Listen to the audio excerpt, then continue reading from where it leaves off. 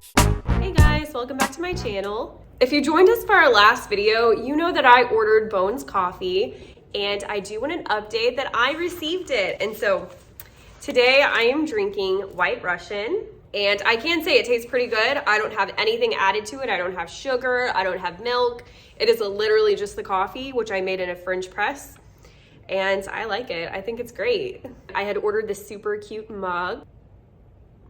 This one is from a sample pack, so this is smaller than what the regular size would be. I don't know if this is my favorite flavor yet because I have 6 different flavors and I've only tried this one. Okay, so you guys might know this from my previous videos, but I'm actually a student right now.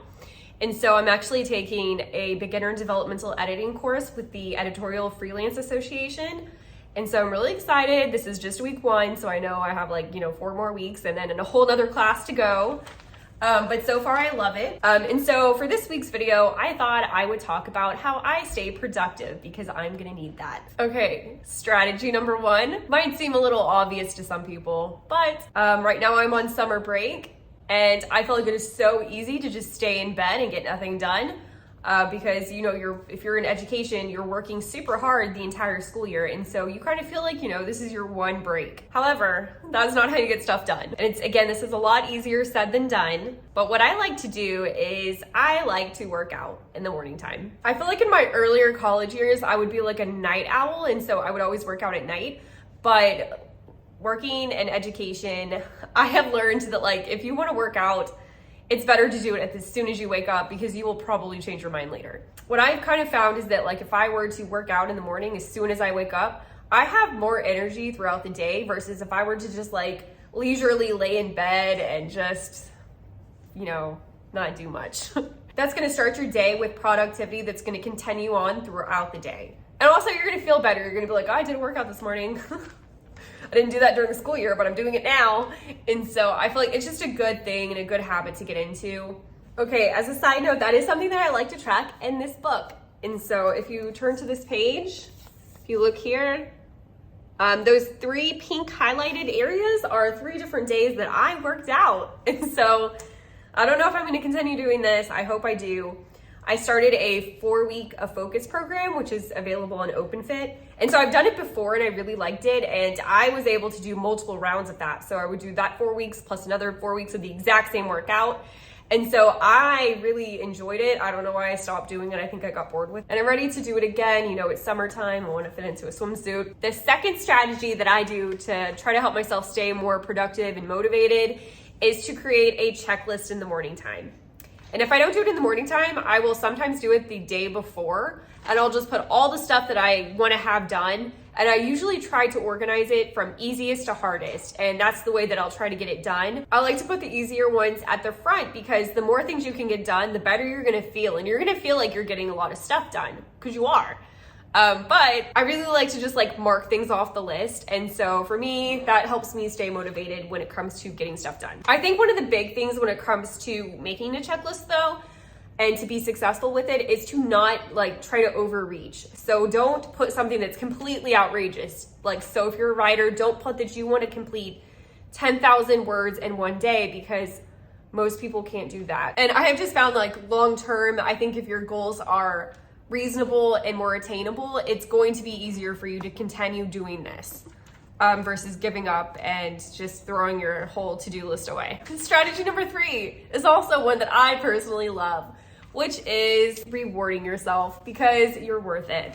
So for example, one of the examples I want to give is Bones coffee. And so I told myself after I do my next read through of my book, I'm going to get Bones coffee, and that's going to be the thing that will push me to do one last read through before I submit to my editor. Okay, so if you're new to this channel, I have been on a wait list to work with my editor for over 8 months. And so it's finally gonna be my turn. So I feel like I'm at Hurricane Harbor and I'm at the slide and I'm waiting for my turn and it's next and I know it's next and I'm like, you guys behind me have to wait. Goodbye. It's just so great. Anyways, okay, strategy number 4 isn't really a strategy. It's more of just what you should live by, and that's basically just to take breaks when you need to. So I kind of have the personality where when I start a project, I don't want to stop it. I want to see it all the way through. But when you're writing a book, you can't do that. especially not like a full 60,000 word book or 50,000 word book. Like, that's not something you can typically do in a day. The reason why I say I want to live by this is because this isn't necessarily only related to writing. This is related to everything. So like, if you are working at your job and you work through your lunch break and you just don't take any breaks and you just work from like the time you get there to the time you leave, you do that constantly over and over again. Yeah, it's good to do that every once in a while. Like, if you have a busy time and it's like, this is a unicorn moment, that's fine. And so, you know, but if you're doing that every single day, you need to probably relook at what you're doing, because that's just like, I know burnout people don't like to talk about very much, especially employers, because they're like, oh, when someone says the word burnout, like everyone has burnout. And so it's just something that nobody wants to talk about. But I feel like it's important that you try to prevent it. There is no award for the hardest working person in the world, so don't try to get it. Like, there's no committee. No one's gonna be like, you are working so hard, you haven't taken a break all day, you didn't have lunch. No one is going to say that, especially in education. So take a break. You know, in the US, I know that there was a study that I was reading, and the majority of people in the US are dehydrated just because like they're not drinking enough water. Take a water break. Maybe, you know, water some plants too while you're at it. I don't know. Catch some Pokemon, do whatever you want to do. And so again, take breaks when you need to. But anyways, real talk. Okay, tip number 5 is a fun tip, and that is to find an accountability partner in whatever you're doing. It could be working out, it could be writing, it could be like a reading buddy, whatever you want to do. But I feel like if you have a partner that y'all give you give each other specific deadlines that you want to meet, I feel like that can kind of help you meet those deadlines. Okay, so the next set of tips that I have is specifically for writers. So if you're not a writer and you're on this channel, just know that that is what's next. These are the things that I do. Okay, the first thing that I like to start with is read what I already have.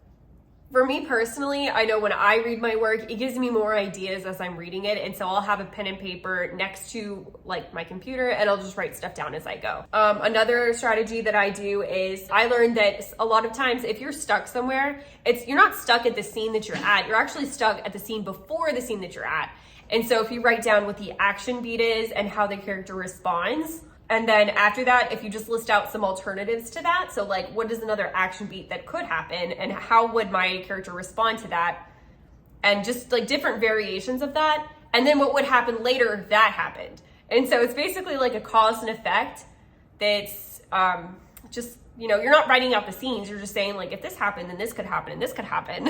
And so it just helps me get that creative part of my brain going. And so if I feel like I'm stuck, I think that there's probably a reason why. Although another tip I have is just you might just be overthinking something and you're like, okay, I don't know where to go from here, because that's literally all you're thinking about. You're obsessing about it. And so if that is you, then just go take a walk. Go take a walk, go take a drive. For me, when I drive around, usually when I'm going to work, that's where I get a lot of ideas for my book. And so I don't know what it is, because like I'm busy, so I don't know. I know it's not probably the safest way, but I'm not writing it down. I'm just thinking about it. The next tip I have is to just start writing something else. And it's not to say that you're going to stop completely writing what you have, but maybe you just need to take a little break from it and come back to it with fresh eyes, maybe read it over again a couple days later, and maybe that's going to give you the space that you need to come up with those better ideas to keep moving this story forward. Okay, I'm going to put my coffee down so we can see what my cats are up to right now. I know you want to see them.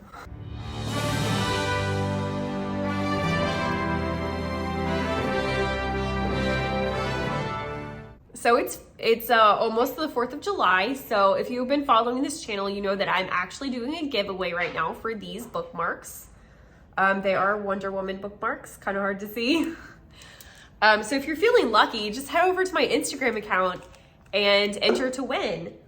If you're feeling especially lucky, then maybe head over to the gas station and pick yourself up some lottery tickets, and maybe you'll win that too. Okay, so I hope you guys learned something from this video. If there's something that I didn't list that you do to stay more productive besides drinking coffee, which I forgot to mention, by the way, please put that in the comments below. I'd love to hear what you do. And if you haven't joined our family, then feel free to hit the subscribe button.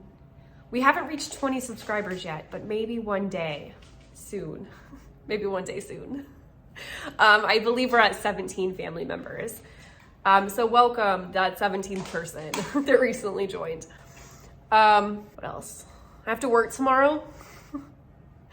So I'm kind of sad, but it's okay. New videos come out every Wednesday. We did get a request for the next video, which is going to be how to upload your manuscript onto Kindle KDP so you can print a proof copy, which basically is just like a cheaper way to print your manuscript off if you want to do edits and stuff. And so that's what I like to do. I feel like it's cheaper. I like cheap. Cheap is good. Okay, I wish you guys the best of luck. Signing off. XOXO. Gossip Girl. Until next time.